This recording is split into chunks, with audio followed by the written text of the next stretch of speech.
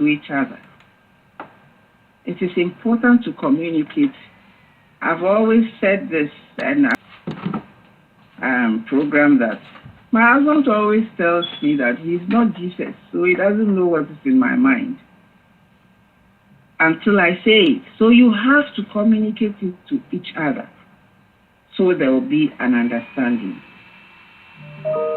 For example, as a woman, you may have expected your husband to have given you a gift for Valentine's Day because your mindset is that it is the man who should give such a gift. Well, maybe he didn't. So you are disappointed and you feel that he does not love you. Well, I have news for you though. The correct practice is that lovers exchange gifts. So not only men give gifts or should give gifts to women. Women, we must also give gifts to our husbands, to our loved ones. So it is not a one-way thing. It is two-way. There are also those who may have given and expected to receive, but did not receive any gift in return. It happens also that for every time, it is only one person who gives the gift all the time, the other doesn't give. And some of you might even be saying that, I've told him, I've told her several times, and yet they don't do anything. But don't be discouraged. Don't give up. Continue to do it. By all means, your partner will learn. Let's remember the lesson that Apostle Paul tells us in Romans. He told the Romans, in Romans chapter 5, verse 8, that God demonstrates his own love for us in this: while we were still sinners, Christ died for us. You see, it was in our worst time, when we didn't deserve anything. That is when Christ sacrificed his love for us. So for us too, to emulate Christ, it is in the worst times, when our partners don't even care, when they are not giving us anything. And sometimes it's not that they don't care, it's just not in their minds. When they haven't given us anything, that is when we have to give them even something. Have you stopped showing love to your partner? Or do you feel like repaying them in the same way they have treated you? Sometimes you feel like doing that. You know, I'll make him see how it feels. I'll make her feel how it feels. The point that Paul was making is that the depth of our love will enable us to show love to a partner, not only when they are on their best behavior, or when they do what we like or what we want. We will show them love even when they're not doing well. That is what deep love really is. So we need God's help. So we pray that God will help us to be able to do that to our partners. The second point is that love compels us to take action. Always tells me that he's not Jesus. So true love leads us to action. What we want. It energizes us to do things for the person we love. It is not enough to say we love someone. Our actions must support what we say. Here are two scriptures to focus our thinking on this point. In John chapter 3, verse 16, we all know this verse so well. For God so loved the world that he gave his one and only Son, that whoever believes in him shall not perish but have eternal life. You see, God loved us so much that He gave. That is what we should be doing if you truly love your partner. It moves you into action. And then in Philippians chapter 2, verses 3 and 4, Paul also tells us, do nothing out of selfish ambition or vain conceit. Rather, in humility, value others above yourself, not looking to your own interests, but each of you to the interests of the other. You see, when we are looking to our own interests alone, that makes us selfish. But when we look to the interest of the other person, we are thinking of what we can do to make the person feel better, to make the person feel good. When we think of the other person, when we try to do that, guess what? Even if they are not doing it to start with, they will feel it. And it turns around. They will do it for you too. If we both aim to make each other comfortable, to see to the interests of our partner, we will both gain. That is what we need to be doing for each other. The question then is, what are you doing as actions to show your love to your partner? What are you actually doing to show your partner that you love him or her? Another question is, what will you do differently to show that your partner, you love your partner? Maybe you haven't done much, before, but we are all learning. So now that you are learning, that is the question. What are you going to do differently? Maybe you can even ask your partner, what can I do? What do you think I can do to make you feel loved? But what if your partner does not consider your actions as showing love? Maybe you're doing something and they don't think you love them. Even you think you are trying, but they don't see it. Or the statements they make, things they say, makes you feel that they don't see what you are doing at all. Then you need to talk.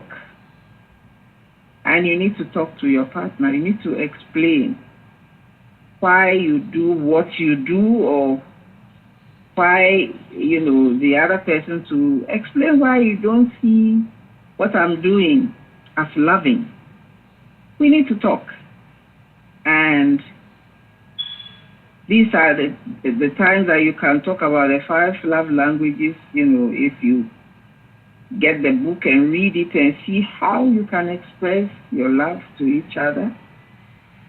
And it might be helpful for both of you to take the assessment. There's an assessment that you can take to actually know your love language. You can easily find those online. When you go online, you can find it. And you can both do the assessment and see what your real love language is. And after you've both done this assessment, you can then be more intentional, and you can focus on the actions that you both need to do for the person to see that they are loved, because you need to do it for each other. The third point is that love changes our priorities. Love changes our priorities. See, when we say I love you, when you tell someone I love you, it means that we will focus our attention on them. That also means something else in our life would have to make way. What is it for you? Is it time hanging out with friends? That means that you might have to cut a little on the time you spend with friends and spend time with your loved one. Is it time that you spend online, on your phone, chatting with friends, on social media, all that? It means that you will have to cut part of that time so you can spend time with your loved one. Maybe you spend time reading about all kinds of things, but you might have to cut part of that time so you can spend time with your partner. Sometimes it is watching videos, on relationships, and sometimes it's not just watching the videos for fun. It is watching to find information that you can use against your partner. Information that you can use, you can see to point out your partner's faults or wrongdoings. Sometimes those things are not very helpful for ourselves. What can you do so that you can both feel loved? Sometimes you just spend the time watching, games, sports, and all that. You might have to cut down on that so you can spend time with each other. Or sometimes you just play games, on your phone or the computer or something. It might mean that, your priorities might have to change a little bit so that you can have time with your partner to show that you love your partner. In Romans chapter 12, verse 10, Paul also tells us, be devoted to one another in love. Honor one another above yourselves. That is Romans chapter 12, verse 10. We need to devote ourselves to love each other. This is not a one-off action. You do something once, so that is it. No. Somebody said something interesting sometime. The wife was complaining that he doesn't love her anymore. And they were talking to a pastor, and the pastor said, oh, why? She said, well, doesn't do anything to show me that he loves me. He doesn't even say it anymore. And the pastor asked the man, well, this is what your wife is saying. He said, oh, pastor, 27 years ago, I told her I loved her. And if anything has changed, she'll be the first person to know. Nothing has changed. So it means I still love her. That's not the way we do it. That is not the way. We have to say it. We have to do things to show that we love each other. Being devoted to someone means you give them serious attention, not the leftover. When you have done everything else, when you have given attention to everybody, then they get the leftover. That's not nice. After we've had time with everybody, spend time with everybody and everything else, then your partner is the last. No.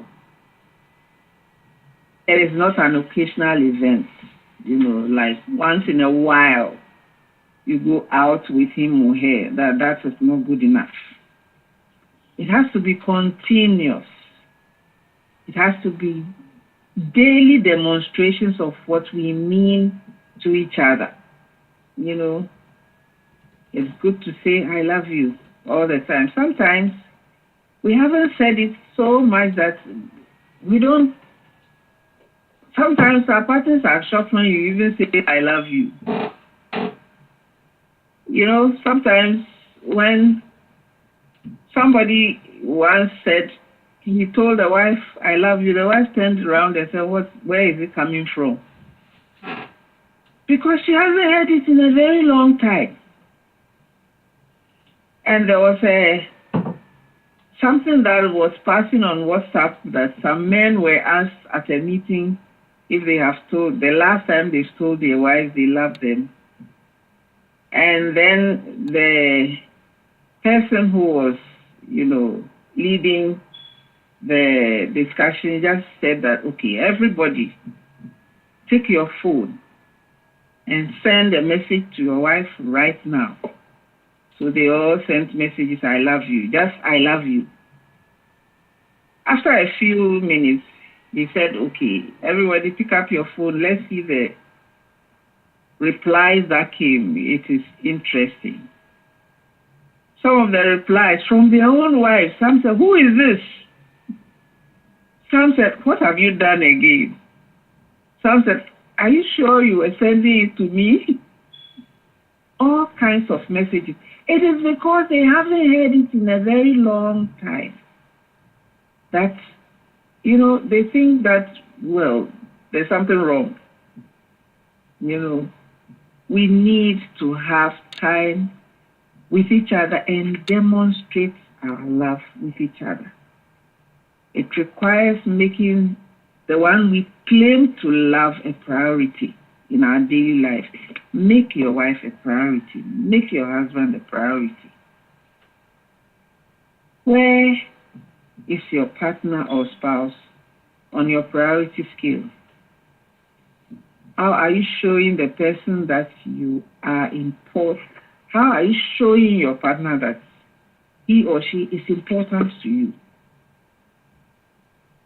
We all make time for what is important to us. We are never too busy to give attention to what concerns someone or something we love. We make the time.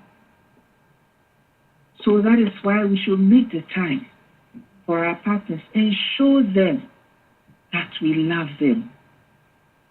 Well, some people say that, they make time for maybe their relations, my mother, my father, my auntie, because they are my relations. Well, your spouse is also your relation. Your husband is your relation. Your wife is your relation. In fact, it's even more than that, because you see, you came to meet your relations, your siblings, your father, your mother. You chose your partner. They were all there, and you chose your partner.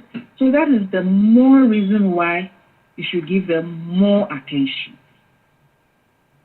So love changes our priorities. So we should know where our priorities are. The fourth one is that love conquers obstacles. The reality for all of us is that we will face, at some point in this life, we will face some problems. Our love will always be tested by issues that come our way. We deal with friends, we deal with our careers, we deal with money, we deal with in-laws, we deal with sometimes ex-husbands and ex-wives. We deal with so many things. We deal with decisions, whether we should take vacations, where we should even go for vacations, where we should worship, what church to go to, all kinds of things. And some of these may even happen before we marry. And some are continuing even after marriage. There are so many things that come our way. How do we deal with these things? How we deal with it will make it an obstacle or will make it a stepping stone for us. When we are hurt or when we are disappointed, can we choose to fight or withdraw from one another? Or we want to just keep my distance from the person who has hurt me? Or do I want to let the person know so we work towards reconciliation. Sometimes we may seek ways to restore the relationship. Sometimes too, we decide, hey, I don't care. And other obstacles to us being able to express or receive love could be past experiences or broken relationships, things that have happened.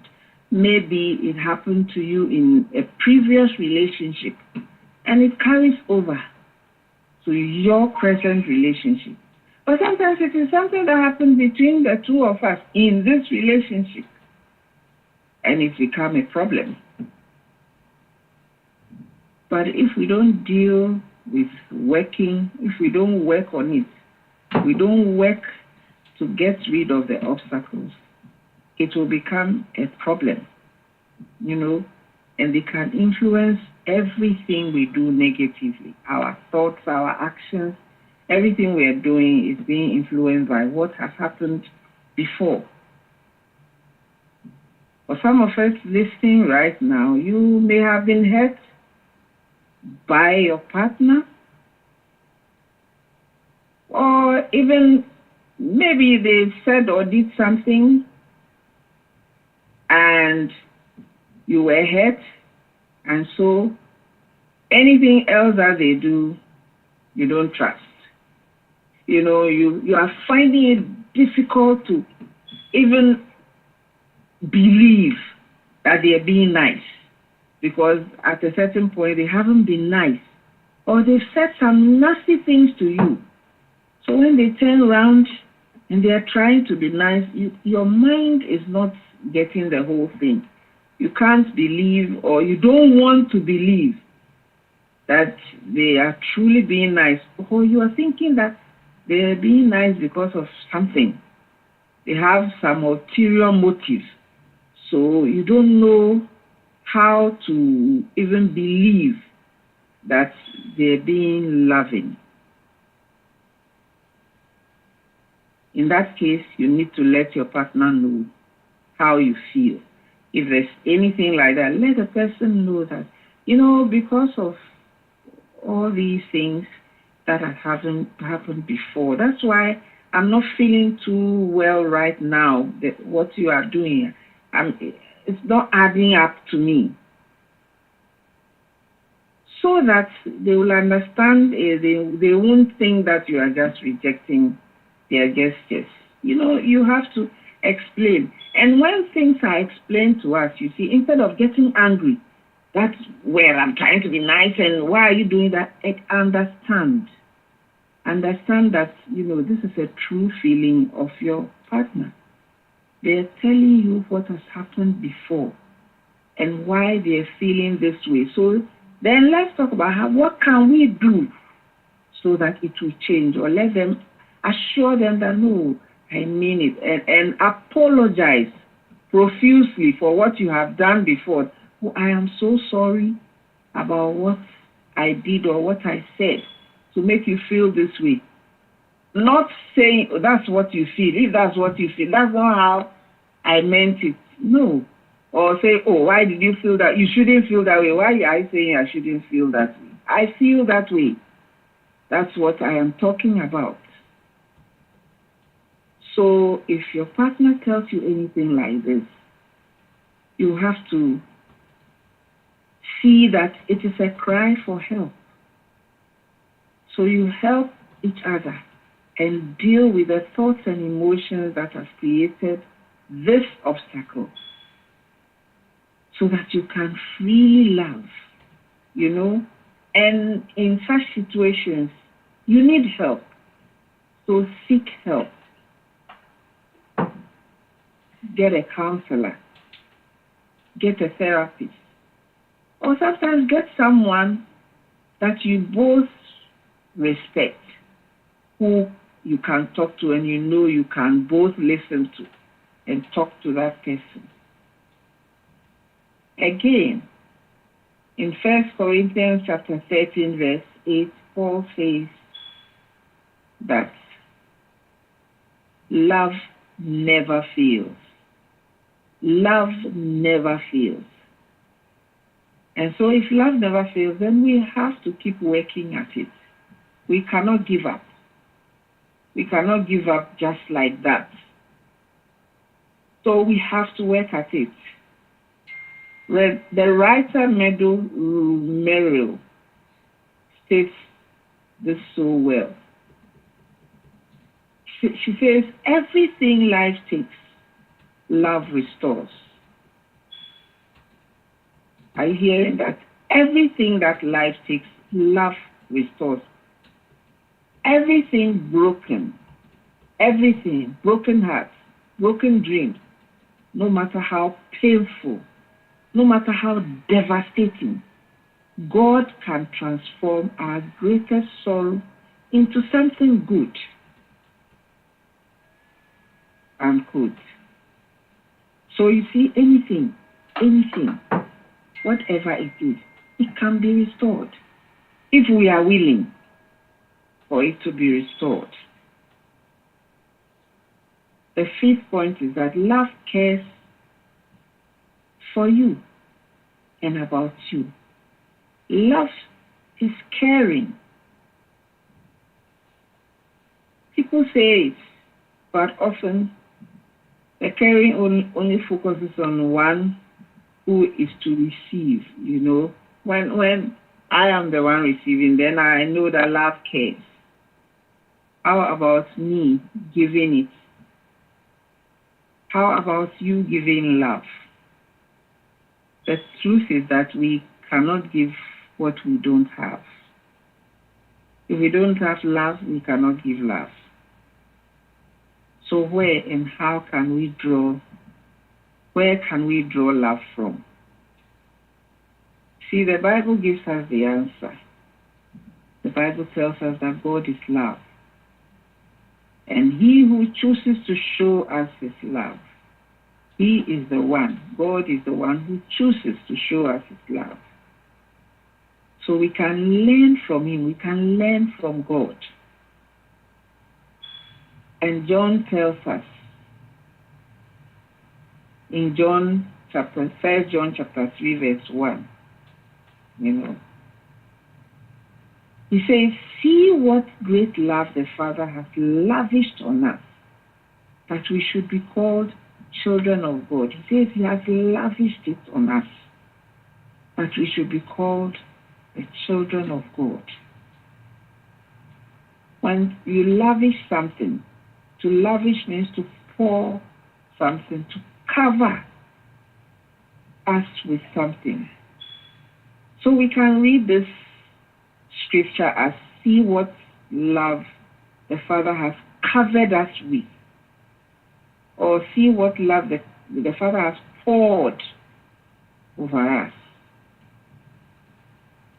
So let's ask ourselves, am I covering my partner with love? Am I pouring love on my partner?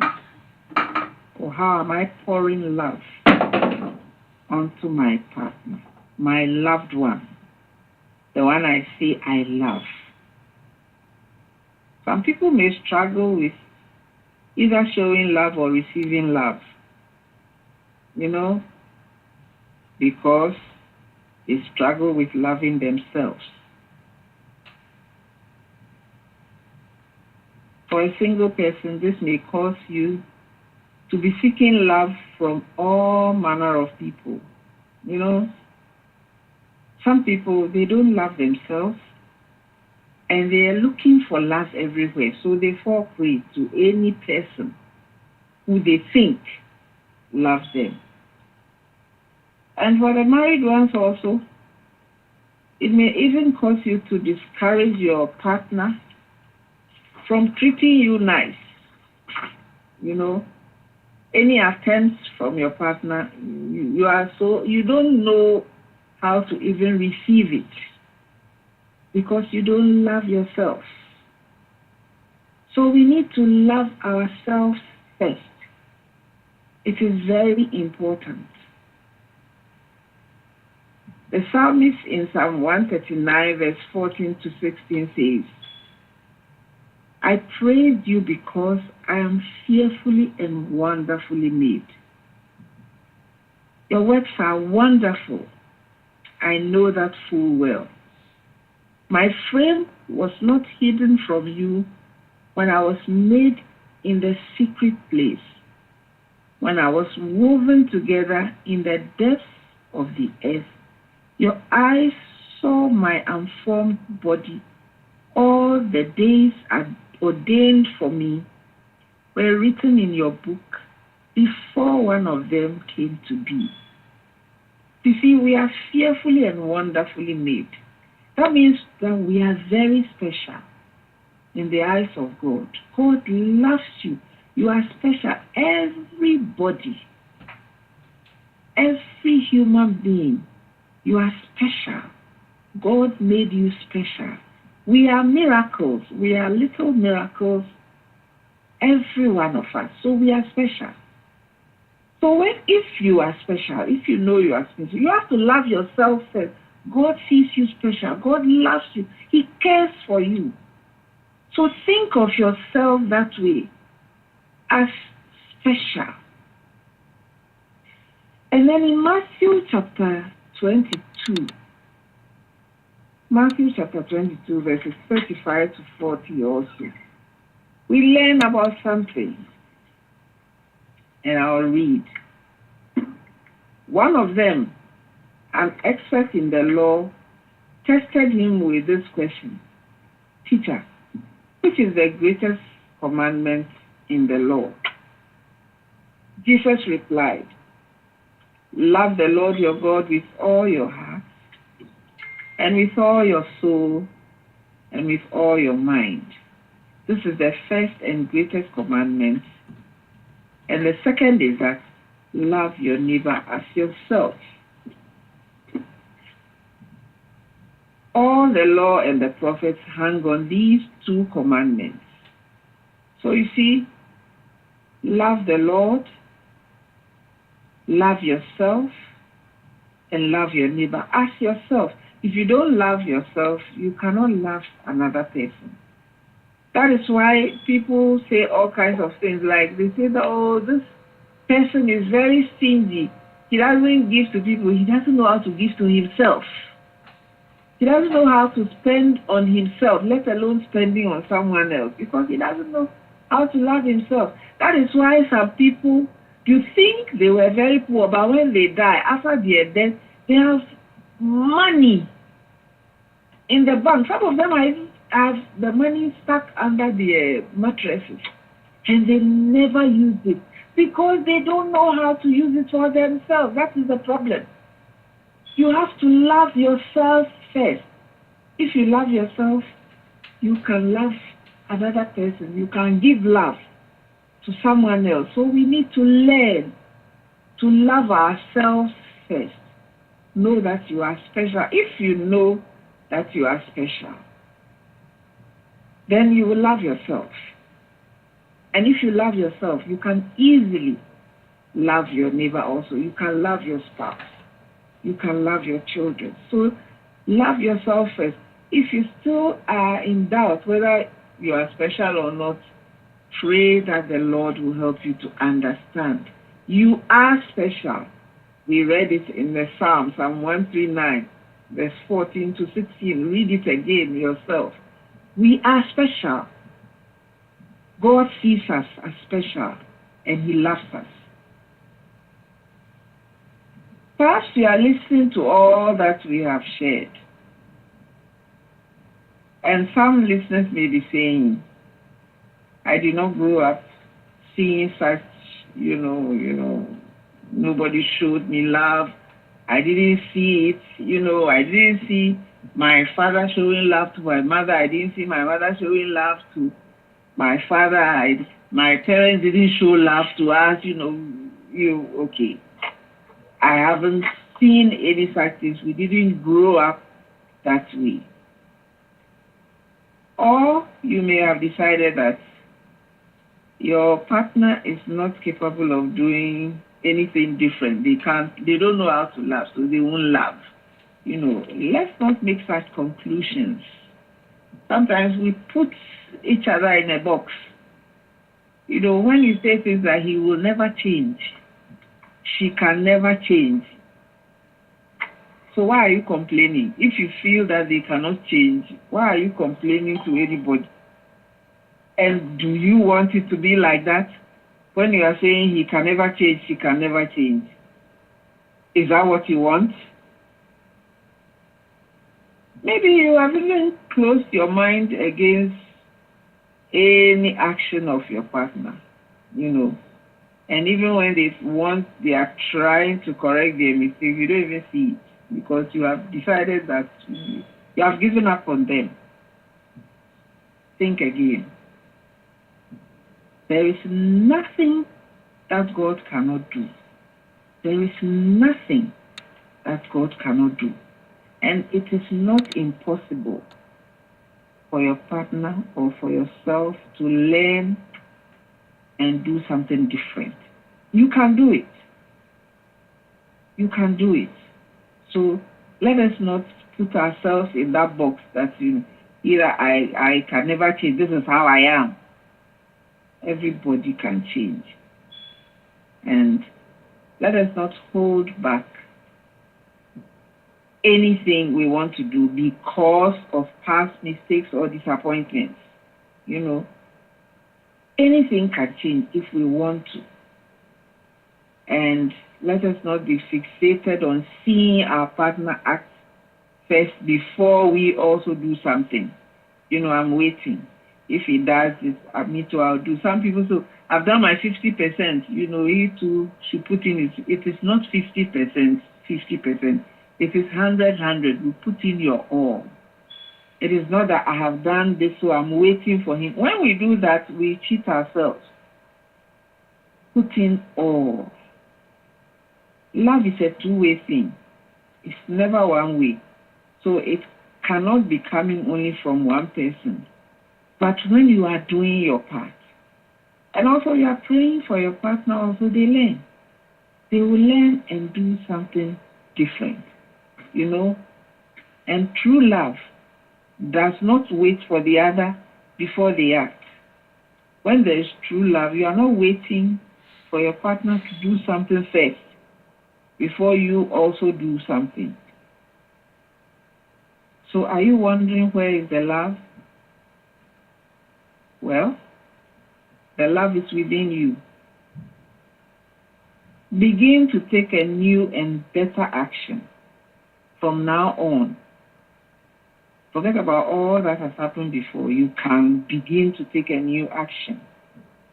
Moving forward, that you can love as God wants you to love. And remember this.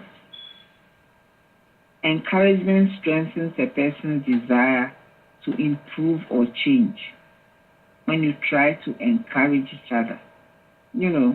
It strengthens the person's desire to improve or change. On the other hand, accusations or insinuations weaken or destroy whatever we want to do.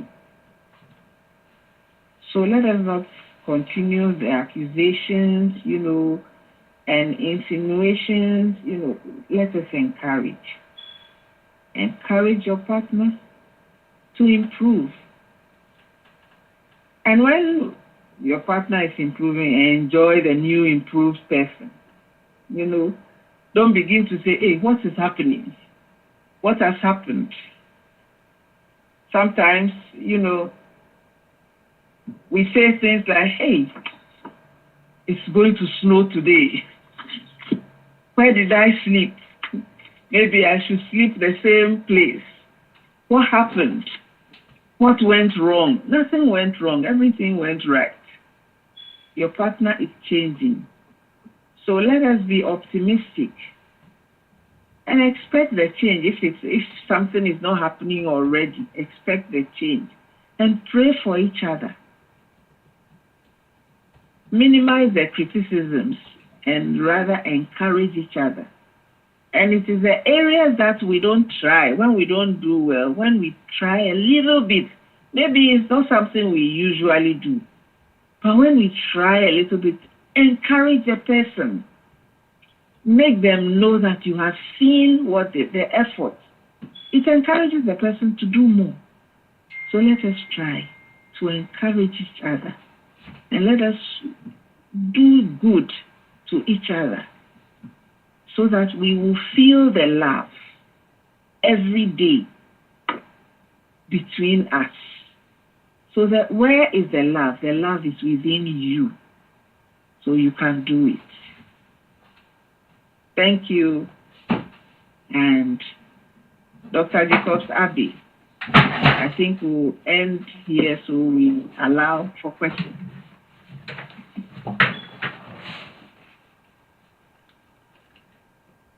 Thank you so much, Auntie Vivian. That's a very powerful presentation. I have taken a lot of notes, and I'm sure all of.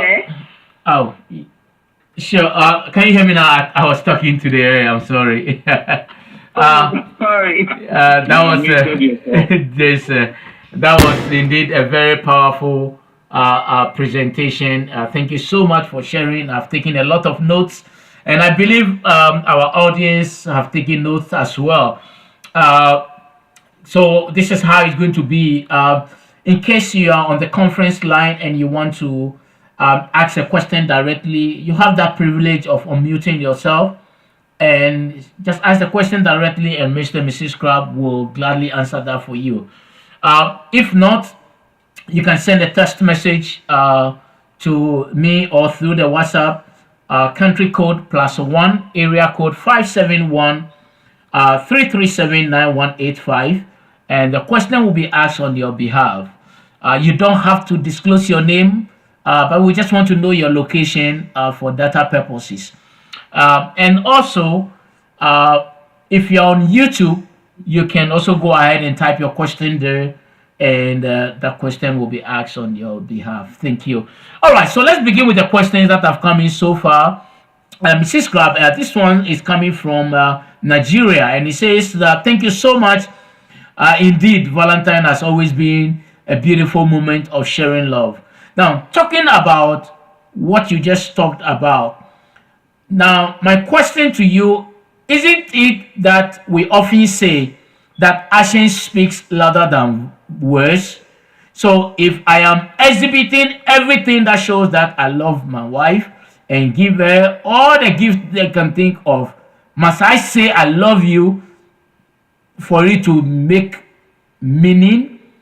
Because I just don't want to say things that I think those are more of a Western culture. It is not something that I believe in. But my wife sitting right here with me can attest that there's nothing she lacks that I never provide. Why must I say I love you? Thank you. Thank you so much for this statement. I don't know what the problem is for anybody who says, I love you. There are only 3 words. It is not difficult to say. Why do you think it's for the Western world? Our great grandfathers said they loved each other. This I love you is in all languages. So it is not, I love you is English, but in our local language, we have I love you. So it is not just the Western culture. You can say it. And if you do everything, you see, you can say that your wife lacks nothing. Is that how she feels loved? Because you see, you can be providing everything for your wife, but that is not her love language even. So you think you are showing her love, she's not seeing it that way. But that's why I love you. Everybody hears when you say it. So please, don't put POP on your mouth. Open your mouth and say, I love you. Don't say it in the Western language, in English or French or whatever. Say it in your local language. It's even nicer. Try to say it that way and see how it goes. But please, everybody hear it. I love you is very important to everybody. Open your mouth and say it. And the women, when your husband say I love you, don't say me too. Or okay. No. Tell them I love you too. And sometimes don't wait for your husband to say, I love you. You say, I love you. Say it too. Thank you very much. Thank you so much for the response, Mrs. Crab. And this question, it's also coming from Springfield, um, Illinois. And it says that, can you share your personal definition of love and how it has evolved over the years for you and Mr. Crab? We don't have a personal definition of love. What we say and what we have learned in our own relationship leading up to marriage and in marriage is that love has to be seen, it has to be felt, and it has to be expressed. So I have to show love. She has to show love. We have to feel it because love involves an emotion. We also have to express it, just like she said a few moments ago, to tell each other that we love the person and to keep doing it. This has to be continuous. Seeing, feeling, or expressing love is not a one-off thing or an occasional thing like Valentine's Day or somebody's birthday. No. This has to be something we practice daily. And so we can find different ways of showing love. And as she has said in the presentation, each one of us knows how we feel loved. Each one of us will benefit from hearing the partner tell them, I love you. And each one of us would love to see actions that support those expressions of love. All of them go together. So if you call that a definition, more a description, we believe true love has to be seen, it has to be felt, and it has to be expressed. All the three. Not one, not two, all of it. Thank you. Thank you very much, Uncle Richard, for stepping in. The other question, it's also coming from Ghana, and it says that, how do you think love can be a catalyst for positive change in the world? Uh, Look at it from the perspective of love, as in not as in a relationship. Trying to understand, not as, I think what he's trying to say is that, look at the power of love and how that can be a catalyst in the change, positive change in the world. Surely, love can always bring positive change in the world if we truly love. Matter of fact, there are many things happening in this world now. It is because we don't have love. It's because we are selfish. That is why so many things are happening. If we have true love, the love of God, we will not cheat each other. We will not tell lies to our boss and do something else. We will not steal the time from our workplace because we love our work. We love our bosses so much. We want to do the work properly for them. So we will not do the wrong thing. If we love, true love, if we have love, truly, it will bring a positive change into this world. That is very true. Because the many things that are going wrong in the world is because we don't have love. That is very simple. Awesome. Thank you so much. Thank you for sharing that. And this question is coming from New Jersey. It said, I want to thank Mr. and Mrs. Crab for this beautiful time. I want to touch a bit on what the response Mrs. Crab, sorry, Mr. Crab gave earlier on with regards to um, expression. I think it was Mrs. Crab and not Mr. Crab, about expression of gifts as a form of showing love and not necessarily the spoken word of love. Now, the question that I'm trying to ask here is that now all things said right, what if I tell you I love you and they are just mere words, but I don't say I love you, yet you get everything you are looking for? Which one do you prefer? Thank you. Thank you very much. Why is I love you a big problem? You know, if you truly love, it will come freely and easily. All this I am doing things that you really, how do you know the things that I really want? Maybe you think you are providing for me, you give me, let's say you give me $1,000 every week to spend on myself, or maybe let's say even you every week you are rich, so you give me, $2,000 every week, just go and spend on yourself. You think that is how I feel loved? Maybe not. Or you think you provide everything for me, so I should feel loved? Maybe not. The simple words I love you, it shouldn't be anything difficult. If it is difficult to say I love you, think about it again. That's a problem. If you truly love someone, you shouldn't have difficulty opening your mouth to tell the person I love you. It is the simplest of things you can do. But I think And if that you are not saying it, now, Mr. Crab, I think that I think what probably they are struggling to ask is there a real meaning behind the statement, or is just a fulfillment of, well, it's a Valentine's Day, so everybody says I love you, so I'm also saying I love you. Is there a real meaning behind it? there is real meaning. You must mean it. If you don't love the person, then don't say it. You see, if you are saying that, what if I say it and I don't mean it? If you don't mean it, don't say it. But for you to open your mouth and say it, then mean it. Then really say, I love you. And if you don't love me, then why are you doing all kinds of things for me? Then you have some ulterior motive why you are doing things for me to make me think that you love me.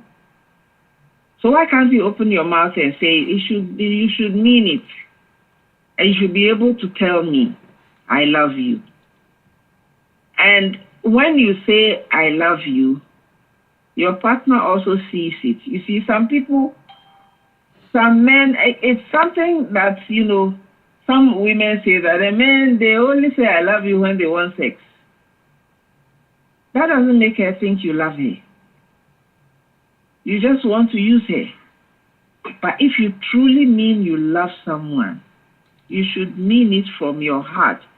That is when it will not be difficult for you to open your mouth to say, I love you. If you truly love, you can say it. And when you are saying it, mean it. So if you don't mean it, like you say, what if I say I love you and I don't mean it? Then don't say it at all, because it's not needed. So it has to come with meaning.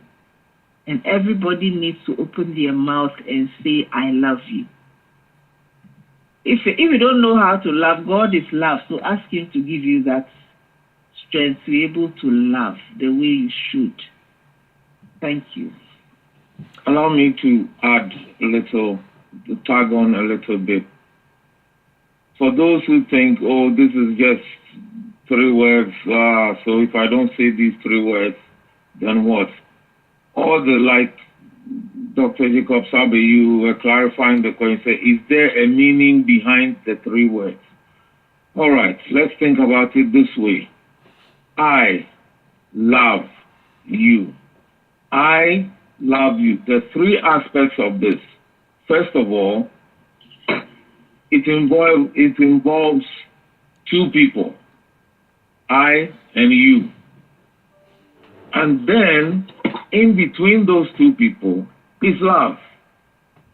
Love is an action, is an emotion, is a decision. I love you means I am directing what I'm thinking, feeling about you to you. So I love you. You are the target of my love, and I want you to know. It's a simple. Take it that way. When you say I love you, it's a reminder. It's an affirmation. You want to establish all over again. And we're yet to hear of anyone who says, I'm tired of hearing my husband, I'm tired of hearing my wife, or even those in relationships not yet married. I'm tired of hearing, I love you, I love you. If that comes up, as Vivian said, something is wrong. And the person does not believe that they are the target of your love. I love you. You are the target of my love. If you can't say it now, practice how to say it before we end this program, and try it every day, not only today, but say it every day, and you will see what it can do in the life of your partner, or if you're married, of your spouse. Thank you. Thank you very much, Uncle Richard, for adding on. Another question here, and this is from Virginia. And it says that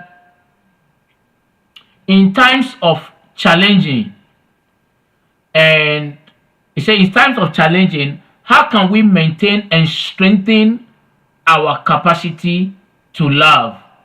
Because sometimes both Mr. and Mrs. Crab will agree that it is just that difficult. And you feel like just giving up. But there is also a still voice that asks you to hang in.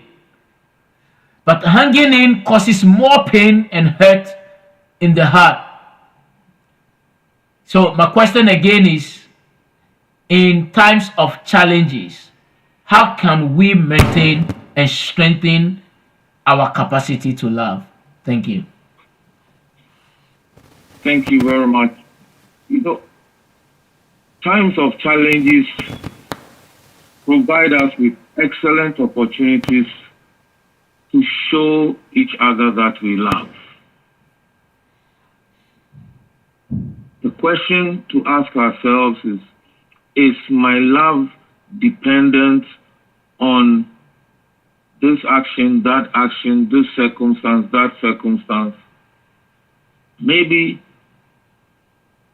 when we got married, he made a lot of money. Now he's not, or he's lost his job. Does the love disappear that his wife has for him? Maybe before they got married, she would prepare some lovely meals. Now the meals are disappearing. What happens? The problem is some of us focus on the challenges and not on having somebody to work with us through the challenges. Or maybe your partner is the challenge or is the one creating the challenges. Even so, what do? Then deal with the challenges that are coming up. One of the things that has helped us over the years is the implicit acceptance, the total understanding that the love between us is non-negotiable. So if I annoy my wife, that is not the cause for reduction of her love. If she does something to hurt me, it does not have to reduce my love for her. If I do something foolish, that may reduce her respect for me, but it doesn't remove her love for me. I think if we began to face issues in this way, we will realize that what binds us is stronger than the things that threaten to weaken those bonds, the bonds of love. I think also that the unfortunate thing sometimes is in getting married, for some people, they make calculations. I'm marrying this person because she has X, Y, Z. I'm marrying this man because I can get this, I can get that. When those things are no longer there, there isn't the interest, there isn't the commitment to the person. Because truth be told, right from the start, the commitment was not to the person. It was to what the person could offer. And that's why we get into problems. So focus on the love that binds you. And if you didn't start with love, maybe you ought to invest in loving your partner and finding out what makes them feel loved. As somebody put it, anybody can buy you a new dress, a new shirt. Anybody can cook and do all kinds of things. But not everybody can truly love you like the one who actually does love you. That's something for us to think about as well. Challenging times ought to strengthen our love. I learned this from a much older Christian. I remember asking him, they'd been married at that time. For me, it seemed so much, like 43 years. And now we're almost there. And I asked him, I think I'd been married like 5 years or so, maybe less at the time. And I asked him what had kept him and his wife together and in love, because he talked about how he loved her and how they're so close. And I was later to witness because I actually visited his home for a weekend and saw them interact. And this is what he told me. He said, the three things that have bound us together. He said, God, love, and suffering.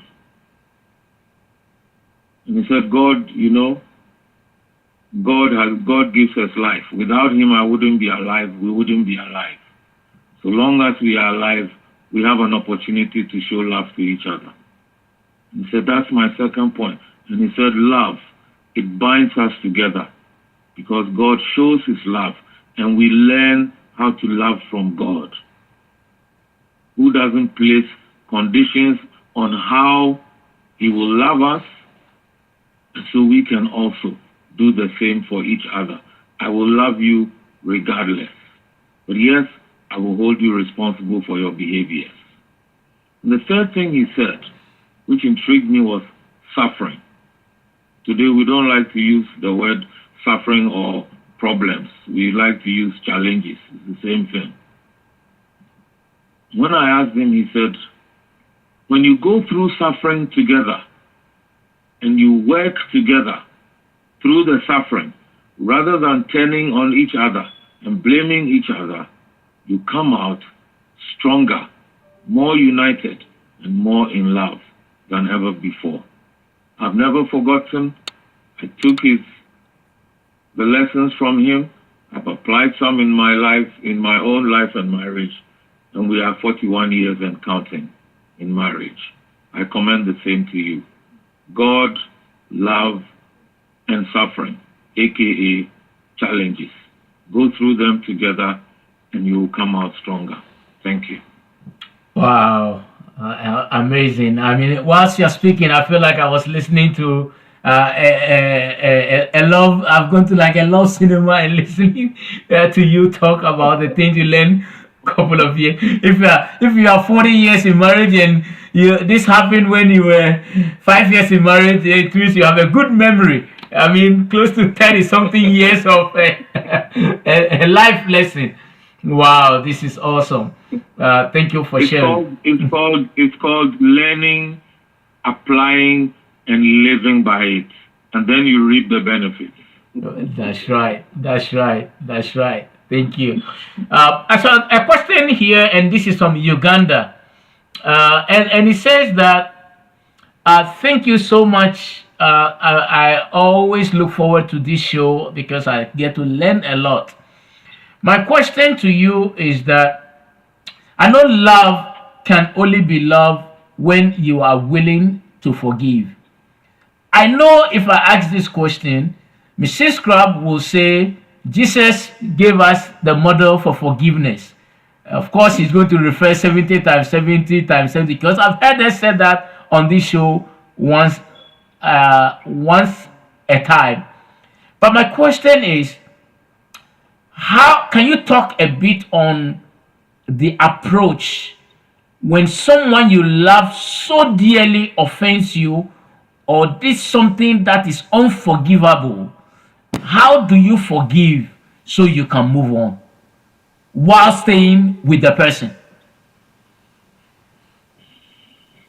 So, when someone has done something that is really hurtful, or that was very painful, you have to first talk about it. Let the person know how you feel.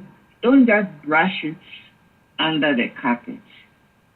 Actually talk about the issue. What is the issue? What is the problem? Talk about the problem, the real issue. Talk about how you feel, how you really feel, and let it out. And then you can talk about what you can do so that it doesn't happen again. And then, allow each other, if you are the one who caused the problem,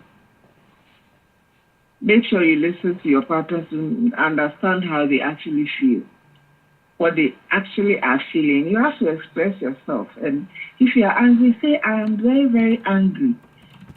If you are upset, if you are sad, you do say how you feel and why you feel that way so that the person will understand. Maybe they know they've offended you, but they don't know how deep the offense, whatever it is, how it has affected you. So let the person know. And then you will talk about what can be done so that that thing will be erased, so that it doesn't hurt anymore, so that it will be very clear. And then, yes, of course, Christ is a model. But you need the strength to do it. You cannot just forgive by yourself.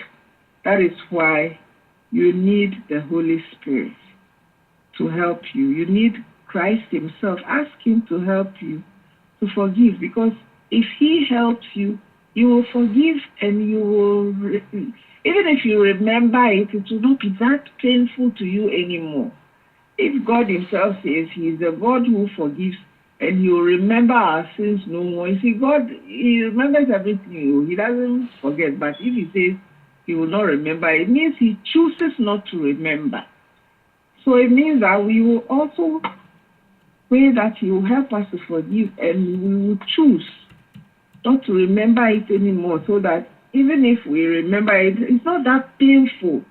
Things have happened to people, and when they're talking about it, you would think that the thing happened yesterday. We have people coming before us, couples, and we are talking about issues, and the way they will talk, Sometimes the person talks and then the response, Mrs. Grant, this happened 50 years ago. Like this happened 20 years ago. It means it is still fresh in the person's mind, in the person's heart. So they have not forgotten about it. So you have, it means also that you did not deal with it well at that time. So we need to talk. We need to, everybody, and not just the person who has done the wrong, the person who has been wronged. You also voice it out. Let your pastor know exactly how you feel. And then don't tell the person you shouldn't feel that way. That one, it shouldn't come in. Don't tell me I shouldn't feel that way. This is how I'm feeling. So what can we do about it? But as I said, God is the one who helps us to forgive. You see, the forgiving is not just learning to forgive your spouse, your wife, or your husband. When God helps you to forgive, you will learn to forgive everybody because people hurt you. Parents can hurt you. Your mother or your father can hurt you. Your sister can hurt you. Your brother can hurt you so much. And it has caused a lot of issues in this world. Siblings are not talking to each other. Brother is not talking to brother. Sister is not talking to sister, or brother to sister. All kinds of things are happening. Your ex, whatever they have done is so fresh in your heart, and they are keeping you bondage. You see, the devil is keeping you in bondage. But if you learn to forgive, you set yourself free. You set your heart free. So learn, ask the Lord to help you to forgive. In Ephesians chapter 4 verses 31 and 32 says, let all bitterness, wrath, anger, clamor, and evil speaking be put away from you with all malice, and be kind to one another, tender-hearted, forgiving one another, even as God in Christ forgave you. When God forgave us in Christ, He forgave us totally. Totally. So that is how we have to do it. So only He can help us to do it. So ask Him to give you that strength. Some sins are really grievous, offenses, people things that have been done against us. Some of them are very, very, very, very painful. Only God can help you to forgive. And when we are talking about the forgiveness, it's not even only between spouses, between husband and wife. It's even between siblings. Your brother can do something and when you think about it, as somebody says, as soon as I think, my precious comes. So only God can help you to totally forgive and be able to let go. So ask God to help you. I know it is painful, but God can do it for you. Thank you. Thank you very much, Sister. Thank you for sharing that. Another question here says, and this is also coming from Pennsylvania, and it says that, can we also say that people get disappointed and get hurt in relationships when in actual fact they feel entitled? Or are we supposed to feel entitled in relationship? I just want to make sure I am not losing the accuracy of the understanding of relationship. That are we when okay, so let me just paraphrase the way it's said. That are we entitled to each other in relationship because we are in marriage or we are in love, or we shouldn't have any form of expectation so that we can have a peaceful mind in relationships? Thank you. means have expectations. Everybody has expectations, but you see, the expectations must be expressed. You have to tell me your expectations, and I have to tell you my expectations. We cannot live, in assumptions, So yes, have expectations, but talk about the expectations so that we know what we are coming into. We know, everything should be put on the table so that we understand. Then we know what we are expecting. And so if we don't do something, we know we have disappointed each other. We understand. Or maybe we didn't talk about it, but the expectations were in our minds. When it happens, talk about it so that the person knows that, this is what I expect, this is what I thought you would do. And then you can work towards reconciliation. By all means, have expectations. And if you feel entitled, how about your partner? What are you doing for your partner also? How are you treating each other? What do you feel entitled to? Have you talked to your partner about it? Have you expressed it? So sure, you have to talk about it. And then we know what we are doing. Otherwise, I don't know. Thank you. Thank you very much, Auntie Vivian, for that. No, it looks like the person sent a follow up before I go to other questions, since we are already responding to this. I think her question is, she said, well, definitely is she, because she used the word. So she said that, no, my question is not about expectation. Of course, we all get into relationship with expectations. My question is, it's more about entitlement. Are we entitled to certain things in relationships? Of course, you're entitled to honesty, you're entitled to faithfulness, you're entitled to loving care, you're entitled to kindness, there's so many things we can be entitled to because we are married. Did you say marriage? And in a relationship, yes, I would expect you are entitled to respect. The things like that. But are you entitled to talk to the person anyhow? No. Are you entitled to treat them the way you want? No. You see. So just as Vivian was saying earlier, there are things we have to discuss. And maybe you're saying you're not talking about expectations. But how do I know what you are entitled to if you haven't disclosed it? And that's especially for those who are listening who are not yet married. You may be in a relationship or not. When you get, this is what you have to talk about these things. This is what I will expect.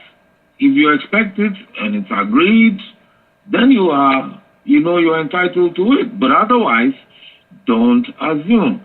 The problem is that we come up with the things we feel entitled to. I'm entitled to demand sex to ask my wife or my husband for sex at any time. So the person is not well. So the person is tired. So the person is stressed out. You don't care. That can't be entitlement.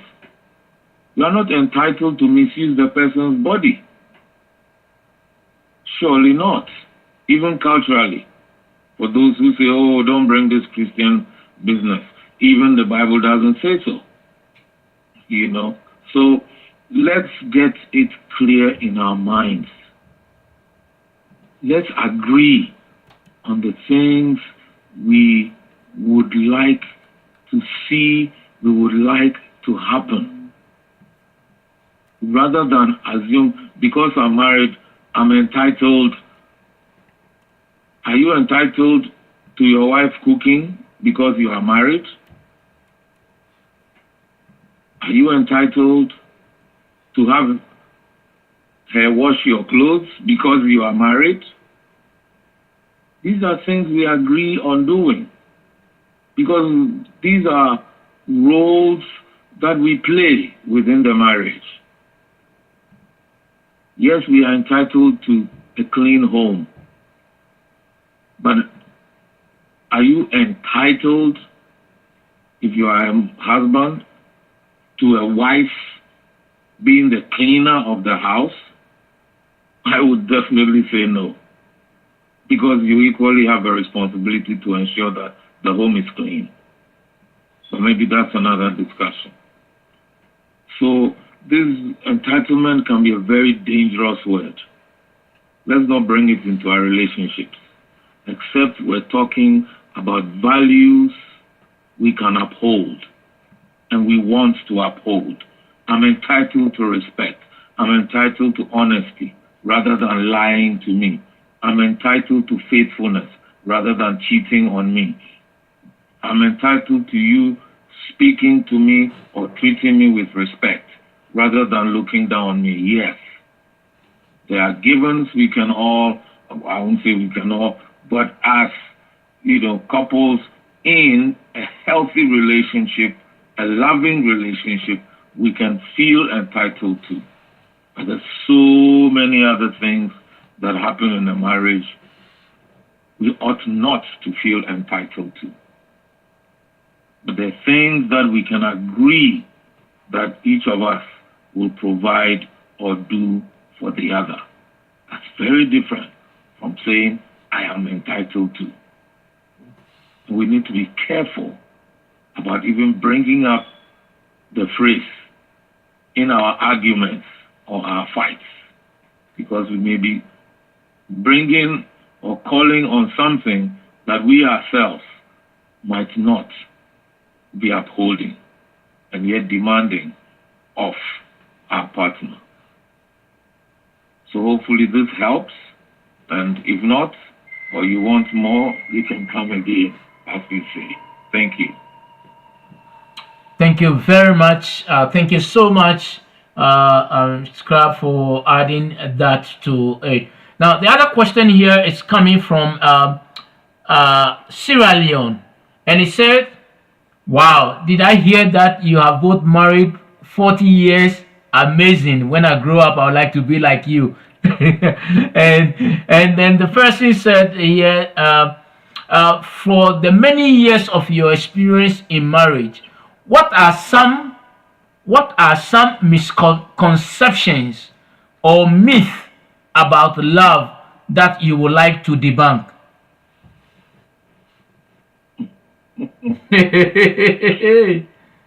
Well, one I can say very quickly is that love will always be there in the relationship. What I mean is, love has to be nurtured. It has to be cultivated. It has to be grown. Because anything that does not grow is either dying or is already dead. We're not living on the love we started with some 43 or so years ago when we met and started talking, as our young people say these days. No. The love has gone through various trials, tests, yes, and we can say today our love is stronger than when we first started because we didn't even know some of the things we would go through.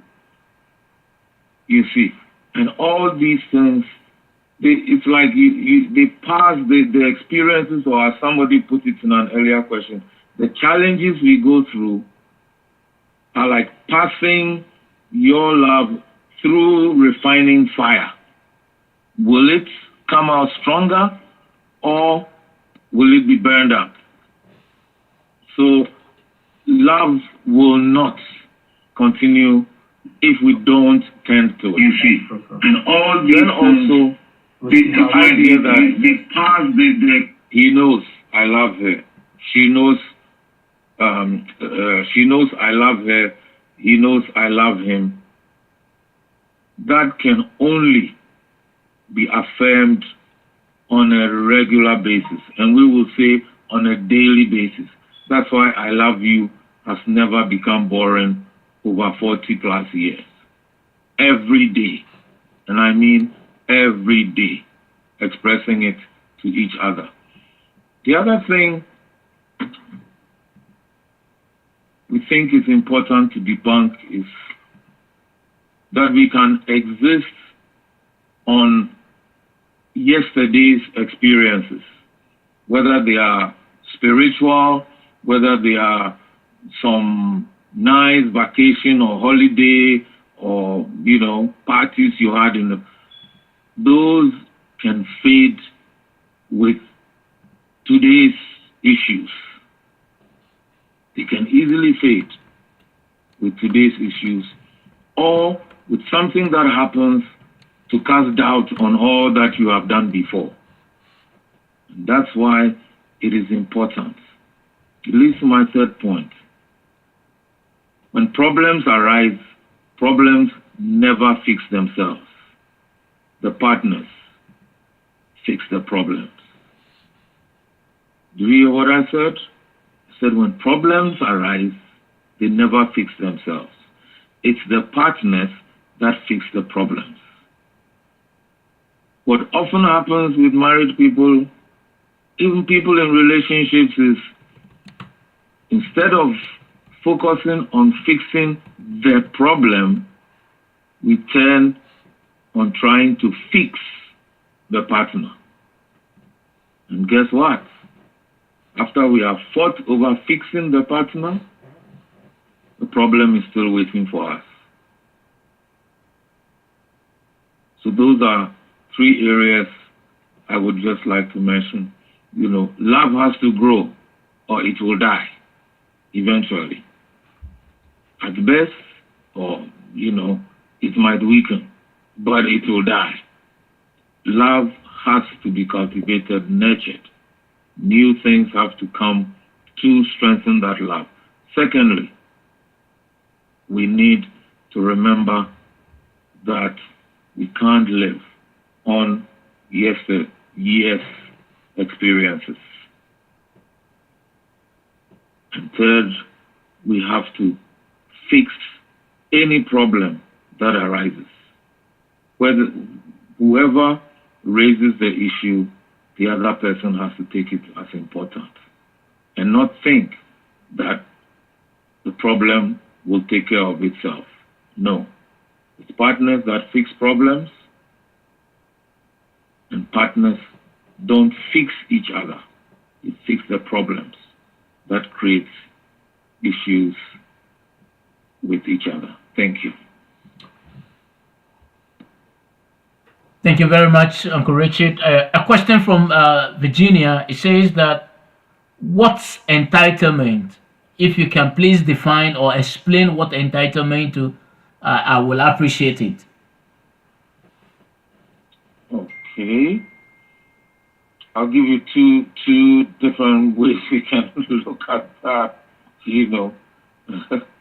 But when somebody says they feel entitled, what they're saying is that they have the right to something, you see. And it's more like they have a right to it and it should be given them. They don't have to work for it. You see.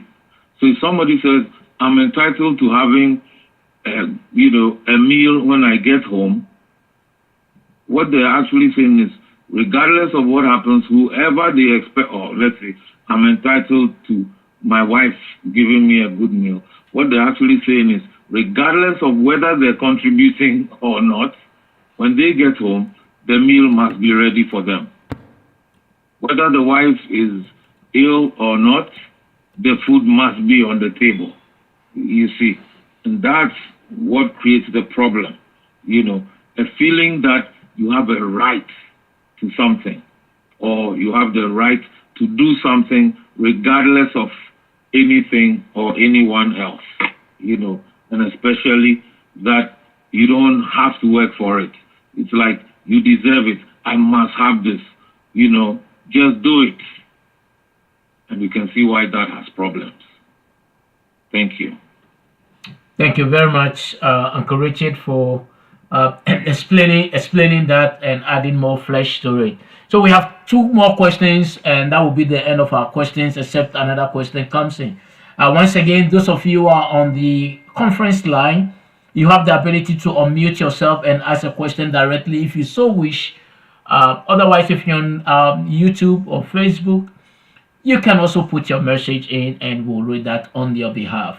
Uh, the the phone number will be country code +1 area code 571 337 9185. Thank you. All right. So the last but one question we have here says that how does love intersect with forgiveness and the ability to let go of the past hurts? I think Mrs. Crab touched on that, but since somebody just asked, maybe Mrs. Crab, you want to touch on it again? The question again. So the question says, how does love intersect with forgiveness and the ability to let go of past hurts? If you love somebody, would you want to be reminding them of how terrible they have been? Or you would focus on how better they can be? That's my simple answer. If we major on reminding ourselves of the things we've done to hurt each other, how you wounded me, how you did this, how you did that, what are you doing to the person you're talking to? You're only reminding them of the very thing that they may even be, feeling terrible about. But when you focus your efforts on helping them, yes, helping because we're together in the marriage. This is not a fix thyself and we'll have a good marriage, because I don't even know what to fix properly, So when we focus our efforts, our energies, our words on things that will help the person do better, given the same situation, or or going forward, we're more likely to keep that person's mind on doing what is right than being held back on what they've done wrong. So that's why I said, what do you want the person to do? We've heard people say, oh, but I'm bringing it up so that she will remember and not do it again. But how long will you continue reminding her? I'm saying it so that, he won't go and do it again. Why are you not talking about how we can safeguard our relationship, the relationship between the two of us, such that neither of us will go wrong, will fall into situations that will hurt us, wound us, damage our relationship. And I think sometimes that's the mistake we make. We can keep reminding each other something that they've done 10 years ago. That's why, wow, you just brought back memories that they've left behind so long. And where do you want to live? In the past or in the present, planning for a better future? Anything from me? Okay, that's it from us. All right, thank you so much. So the last question here says that, and that is coming from the US, and it says that, thank you, Mr. and Mrs. Crab, for continue pouring into us. Now, you had talked earlier on about uh, letting go and just building relationships. Now, but the question is, in an event where there is a repetitive behavior, for how long will you continue to let go? Especially when you have talked about it, the person have asked for forgiveness, then the person repeat the same behavior, you ask for forgiveness, the person repeat the same behavior.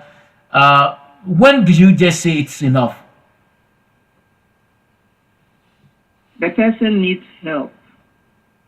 If you talk about it, the person realizes, apologizes, and does it again, there is a problem. You need some intervention. Maybe the two of you have been talking about it, you need someone else, a third person to come in. We need to find think about the root cause of the problem. Why is this happening? What makes it happen? Why is it happening? Then we can resolve it properly. If it comes up, they apologize. Come up again, they apologize. It has not been solved. We haven't gotten to the root cause of the whole thing, and we haven't gotten to what we can do so it does not happen again. So we have to talk about all that. Find out what is making this happen. Why does it happen? And then, how do I feel about it? Let the person know. And then sometimes you even ask, what can I do to help you so it doesn't happen again? What are the measures we can put in place so it does not happen again? You have to do all that because it is helpful. That is how you'll be able to withstand the next time so it doesn't repeat. Once it repeats, something happens, you talk about it, it comes up. By the time it comes out the third time, there is a problem. So you need to seek help so that you can be helped. I hope I've answered your question. Thank you very much, Mr. Mrs. Crab, and I think that runs out all the questions I have that came in during the show. So I'll hand it over back to you for a wrap up, and then we will call it a day. Wonderful. Thank you so much for this discussion, and thank everybody for listening in. For some of you, it's very late where you are. It's way past 12 midnight. But you have stayed with us. We are thankful to you all for listening. We pray that we will all be able to practice what we are learning. And we will not be hearers only, but we will be doers of the word. So we don't deceive ourselves. To conclude, we just want to say there is nothing God cannot do. And it is not impossible for a partner or for you yourself to learn and act differently. Let us not be held back by past mistakes and disappointments. Let us not be fixated on seeing our partner act first before we reciprocate. Love is two-way, never one way. And true love does not wait for the other to act first.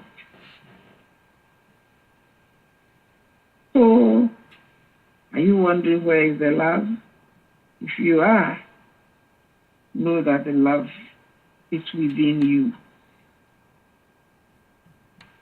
Thank you for listening, and have a good night and good morning wherever you are. Good afternoon wherever you are. Thank you, Dr. Jacob Sabri and your team at Be Inspired Network. Thank you. We are grateful, and thanks everyone for joining. God bless you, and we will meet again next month in the month of Easter. God bless all of you, and take care. Bye bye for now. Bye. Goodbye.